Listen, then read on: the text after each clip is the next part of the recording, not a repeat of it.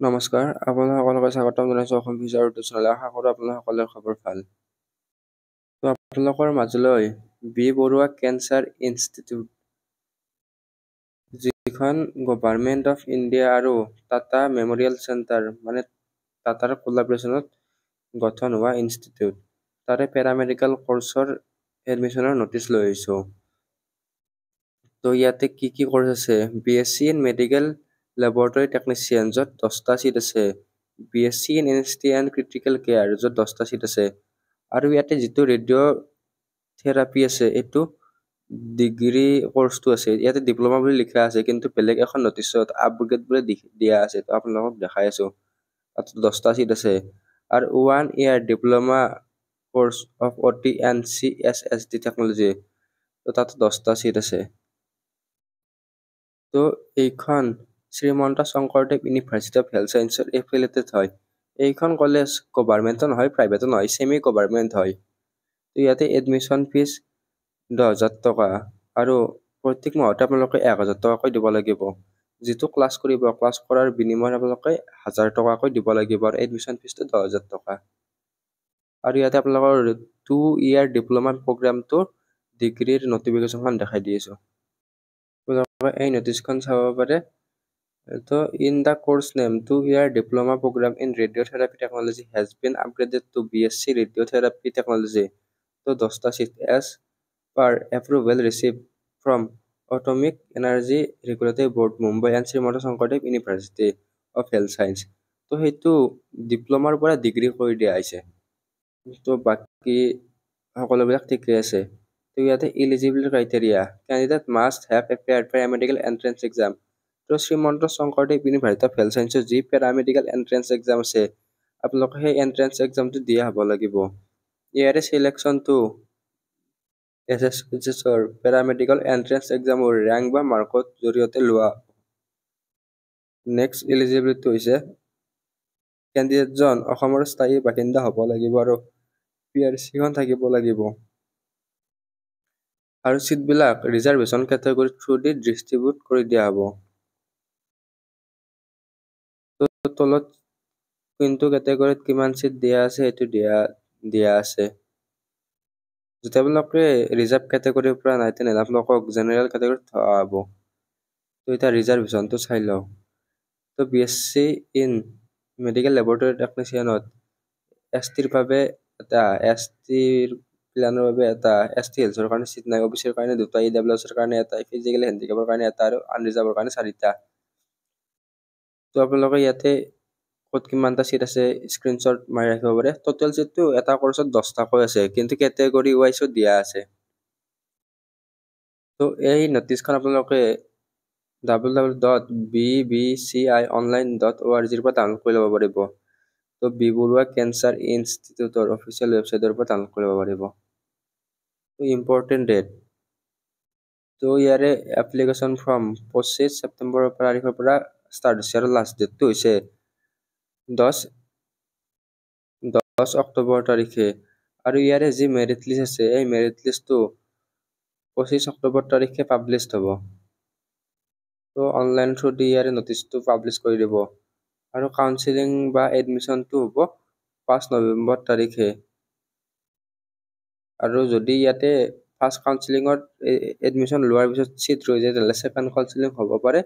আৰু ক্লাছ কেতিয়াৰ পৰা ষ্টাৰ্ট হ'ব এইটো পাছত নটিফাইড কৰি দিব। তো যিসকল কেণ্ডিডেটে ইণ্টাৰেষ্ট হয়, তেওঁলোকে নিজে গৈ বা পোষ্টৰ জৰিয়তে এইটো ছাবমিট কৰিব পাৰিব। কিন্তু আপোনালোকে এতিয়া পোষ্টৰ থ্ৰু দি কৰিলে লেট হৈ যাব। তো নিজে ফিজিকেলি গৈ আপোনালোকে এই ফৰ্মখন জমা দিব লাগিব। তো ক'ত জমা দিব লাগিব? ইয়াতে লিখা আছে deputy director academics, doctor B Barua cancer institute, OPD building, 2nd floor, BBCI library, Gopinath Nagar, district Kamrup metro, Guwahati 781016। তো ইয়াত গৈ জমা দিব লাগিব। ইয়াৰ এপ্লিকেশ্যন ফৰ্মখনো আপোনালোকক দেখাই দিম ক'ত পাব। আৰু ইয়াতে আপোনালোকে কিছুমান ডকুমেণ্ট দিব লাগিব। ডকুমেণ্টবিলাক আপোনালোকে জেৰক্স অৰিজিনেল দিব নালাগে, জেৰক্স দিব লাগিব, আৰু চেল্ফ এটেষ্ট নিজা চাইন কৰি দিব লাগিব। তো ইয়াতে গাইডলাইন ফৰ ফিলিং ফৰ্ম, তো আপোনালোকে ইয়াৰে এপ্লিকেশ্যন ফৰ্মখন bbci.online.org পৰা ডাউনলোড কৰি ল'ব পাৰিব। তো এড্ৰেছটো দিয়া আছে, ক'ত দিব লাগে, B Barua cancer institute OPD building second ফ্ল'ৰত দিব লাগিব।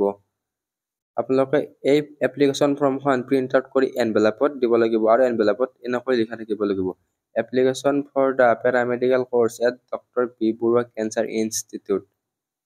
আপোনালোকৰ সময়ৰ ভিতৰত দি দিব, আৰু ইয়াতে ব্লেক বা ব্লু পেনেৰে লিখি আহিলে হ'ব, আৰু ব্লক লেটাৰেৰে লিখিব লাগিব। ৰিচেণ্ট পাছপোৰ্ট চাইজ ফটো ইয়াতে দিব লাগিব, আৰু ইয়াতে আপোনালোকে 500 টকা এটা অনলাইনৰ থ্ৰু দি ফিজ এটা দিব লাগিব। তো ফিজটো কেনেকৈ দিব সেইটোও জনাই দিম। তো আপোনালোকে ফিজটো দিয়াৰ পিছত ট্ৰেনজেকশ্যন নম্বৰ এইবিলাক আহি যাব, সেইবিলাক ইয়াতে বহাব লাগিব। ইয়াতে আপোনালোকক SSUHS পেৰামেডিকেলৰ এণ্ট্ৰেন্স এক্সামৰ মাৰ্ক বা ৰেংকৰ থ্ৰু দি ল'ব। তো আপোনালোকে এডমিশ্যনত 11,000 টকা দিব লাগিব, এডমিশ্যন ফিজ 10,000 টকা, আৰু 1,000 টকা হৈছে তাৰ টিউশ্যন ফিজ। তো এইটো আপোনালোকে দিব লাগিব, আৰু ইয়াতে no' refund of fees possible after admission taken. তো এডমিশ্যন লোৱাৰ পিছত কোনো ধৰণৰ ফিজ ৰিফাণ্ড কৰি দিয়া নহয়। তো এইখন হৈছে এপ্লিকেশ্যন ফৰ্ম। তো এপ্লিকেশ্যন ফৰ্মখন আপোনালোকে বি বৰুৱা কেঞ্চাৰ ইনষ্টিটিউটৰ অফিচিয়েল ৱেবছাইটৰ পৰা ডাউনলোড কৰিব পাৰিব। তো ভিডিঅ'ৰ লাষ্টত এইটো দেখাই দিম। তো ইয়াতে কি দিয়া আছে এইখন আপোনালোকে ইয়াতে মাৰ্কবিলাক দিব, ইয়াতে ফটো দিব, তো এইখিনি আপোনালোকে ইয়াতে ফিল আপ কৰি ল'ব।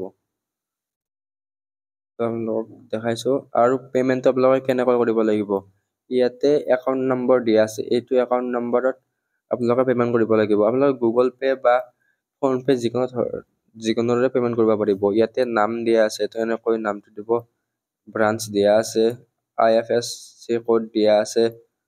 তো এইখিনি পে'মেণ্টটো 500 টকা পে'মেণ্ট কৰাৰ পিছত আপোনালোকৰ গুগল পে'ত ট্ৰেনজেকশ্যন নম্বৰ আহি যাব, এইটো ইয়াতে দিব লাগিব, আৰু কিমান টকা পে'ড কৰিছে ইয়াতে 500 টকা দিব লাগিব, আৰু ইয়াতে ৰুপিজ ইন ৱাৰ্ডত লিখিব লাগিব। আৰু ইয়াতে কি কি ডকুমেণ্ট দিব লাগিব, ইয়াতে এপ্লিকেশ্যন ফৰ্মখন দিব লাগিব, তাৰপিছত পাছপোৰ্ট চাইজ ফটো দিব লাগিব, পাছপোৰ্ট চাইজটো তাত মাৰি দিব লাগিব, এড্ৰেছ প্ৰুফ, তো এড্ৰেছ প্ৰুফ হিচাপে ভোটাৰ কাৰ্ড, আধাৰ কাৰ্ড, পান কাৰ্ডৰ কিবা এটা দিলে হ'ব, ভেৰিফিকেশ্যন চাৰ্টিফিকেট, মেট্ৰিকৰ এডমিট কাৰ্ড দিলে হ'ব, মাৰ্কশ্বিট অফ ক্লাছ 12 এক্সাম, ইয়াতে মাৰ্কশ্বিটখনৰ জেৰক্স দিব লাগিব, প্ৰুফ অফ পে'মেণ্ট, তো আপোনালোকে গুগল পে' বা যিকোনো ধৰণে পে'মেণ্ট কৰিলে তাৰ স্ক্ৰীনশ্বট বা পে'মেণ্ট প্ৰুফটো লাগিব। আৰু ইয়াতে certificate in support of quota apply, ইয়াতে কাষ্ট চাৰ্টিফিকেট, আপোনালোকৰ SSUHSৰ PEE মানে পেৰামেডিকেল এণ্ট্ৰেন্স এক্সামৰ এডমিট কাৰ্ড, আৰু ইয়াতে স্ক'ৰ কাৰ্ডখন দিব লাগিব। তো ইয়াতে আপোনালোকৰ ছিগনেচাৰ, ইয়াতে পেৰেণ্টছৰ ছিগনেচাৰ লাগিব, ইয়াতে আপোনালোকৰ নিজৰ ছিগনেচাৰ লাগিব। তো ইয়াৰ বাহিৰে আৰু কিমান ডকুমেণ্ট লাগিব, হেল্থ বা মেডিকেল ইনফৰমেশ্যন ফৰ্ম, তো ইয়াতে মেডিকেল চাৰ্টিফিকেটখন এখন জেৰক্স কৰি আপোনালোকে দিব লাগিব। তো ইয়াতে medical fitness certificate civil hospital বা PSC চেণ্টাৰৰ দিলেও হৈ যাব। তো ইয়াতে আপোনালোকৰ এইখিনি ফিল আপ কৰি ল'ব। নেক্সট ইয়াতে আণ্ডাৰটেকিং লাগিব, ইয়াতে আপোনালোকে ফিল আপ কৰি কিনে ইয়াতে আপোনালোকৰ চাইন কৰি দিব লাগিব। তো ইয়াতে আণ্ডাৰটেকিংটো আপোনালোকৰ নিজৰে লাগিব। Next undertaking by the parents and guardian, next গাৰ্জেনৰ আণ্ডাৰটেকিং লাগিব। তো এইখিনি ফিল আপ কৰি আপোনালোকে ফৰ্মখনৰ লগত এটেচ কৰি দিব লাগিব। তো আপোনালোকে এই PDFটো ডাউনলোড কৰি ইয়াৰে 4 নম্বৰ পেজৰ পৰা শেষলৈকে ডাউনলোড কৰি আপোনালোকে ডাউনলোড কৰিব লাগিব, আৰু কেনেকৈ ডাউনলোড কৰে ভিডিঅ'টো দেখাই দি আছোঁ।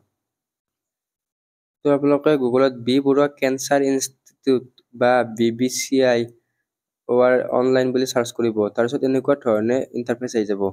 তো ডাইৰেক্ট ৱেবছাইটটো অপেন কৰিলে কিছুমান প্ৰব্লেম দেখা দিয়ে, এনেকৈ ডাইৰেক্ট ৱেবছাইটটো অপেন নকৰিব আপোনালোকে, ইয়াতে এডমিশ্যন নটিচ বুলি দিয়া আছে, তো এডমিশ্যন নটিচত ক্লিক কৰিব, ইয়াৰে লিংকটো ডেছক্ৰিপশ্যনত দি দিম। তো তাৰপিছত এনেকুৱা ধৰণে ইণ্টাৰফেচ আহি যাব। তো ইয়াতে এডমিশ্যন নটিচবিলাক দিয়া আছে, তো ইয়াতে আপোনালোকে এই PDFটো ডাউনলোড কৰিবৰ কাৰণে ইয়াতে admission notice for paramedical course in various disciplines at B Barua cancer institute session 2024, তো ইয়াতে পিডিএফত ক্লিক কৰিব লাগিব, পিডিএফত ক্লিক কৰি ডাউনলোড কৰি ল'ব পাৰিব। আৰু যিখন 2 year ৰেডিঅ'গ্ৰাফি টেকনলজিৰ আপগ্ৰেডেশ্যন আছে এইখন নটিচ ওপৰৰখন হয়। আৰু ইয়াতে যেতিয়া শ্বৰ্ট লিষ্ট বা মেৰিট লিষ্ট প্ৰকাশ কৰে ইয়াতে প্ৰকাশ কৰি দিব ওপৰৰ ফালে। তোমালোকে ইয়াৰে পিডিএফটো ডাউনলোড কৰিবৰ কাৰণে 3 নম্বৰ অপশ্যনত তাৰ পৰা ডাউনলোড কৰি ল'ব। তো এই ভিডিঅ'টোত এইখিনি আছিল, আশা কৰোঁ আপোনালোকৰ ভিডিঅ'টো ভাল পালে। তো ভিডিঅ'টো আপোনালোকৰ বন্ধুবৰ্গৰ সৈতে শ্বেয়াৰ কৰি দিব আৰু সোনকালে যদি ইণ্টাৰেষ্ট হয় এদিন বা দুদিনৰ ভিতৰতে এইখিনি 10 তাৰিখৰ আগত জমা কৰি দিব। ধন্যবাদ।